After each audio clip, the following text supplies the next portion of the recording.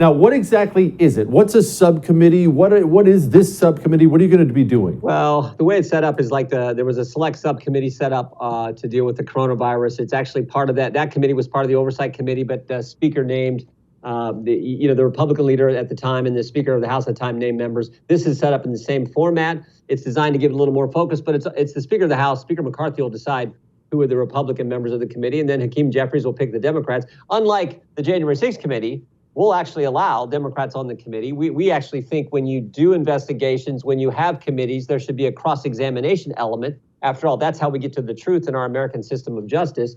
So we will certainly allow that. But it'll be part of the Judiciary Committee, but the selections to this subcommittee will be made by the Speaker.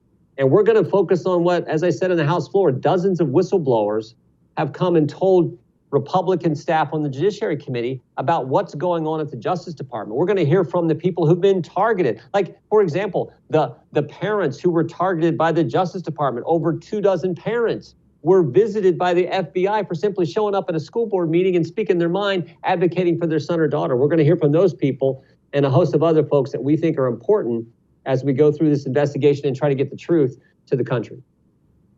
One of those whistleblowers, somebody I'm sure you probably know, because if he approached me, he most definitely found a way to approach you. FBI special agent who was pulled off of child sex crimes cases to investigate Meemaw wandering by the Capitol on January 6th. That sounds like such a level of rot that's so deep at the FBI. How do you even begin to try to clean that out? Because that has to stop. You first tell the story, and that's what these brave whistleblowers have been willing to do. Come talk to our staff. But you're right. One of them said, we're being pulled off of these kind of cases to focus on January 6 cases. We're the way they're encouraged now and pressured to classify cases as domestic violent extremism is just to juice up the numbers is wrong as well. We've heard from whistleblowers. And here's the other thing, Jesse. So many of these whistleblowers, after they come talk to us, lose their security clearance. Some of them have been suspended. You're not allowed to retaliate against a whistleblower, an FBI agent who's coming to us with the truth. But time and time again, they come talk to our staff. Next thing you know, their clearance is suspended. They get suspended sometimes themselves. Some guys have just said, I'm resigning because I don't want to take this. This is how political it's become. And of course, not to mention the agents who come talk to us about the same thing we've learned from the Twitter files, where there was this cozy relationship between big government and big tech to keep information from the American people. The idea that we were paying your tax dollars, your listeners and viewers' tax dollars, going to the FBI to censor speech and keep information from the American people, and maybe more importantly, to shape and mold the narrative. Our government was involved with big tech to do that. That is frightening, and that is a direct contradiction, direct violation of the First Amendment. And like I said on the House floor as well, the Democrats used to care about the First Amendment. They used to defend it. They used to respect it. But unfortunately, that doesn't seem to be the case today. It doesn't seem to be the case today. And man, it is amazing how fast things changed. And speaking of how fast things changed, it seems like it was just 15 minutes ago that taking classified documents as the President of the United States was a matter of national security. My goodness, let's send the FBI, throw the cuffs on him. Well, apparently Vice President Joe Biden took all kinds of stuff and just started chucking them all over the place, including Hunter Biden having access to these things. Is this a big deal? Are we making it a big deal? Give me the real skinny on this Joe Biden classified stuff. Well, I think the big takeaway are the obvious ones: the lack of transparency from this administration and the double standard. But I think that this transparency thing is important because they find documents November 2nd.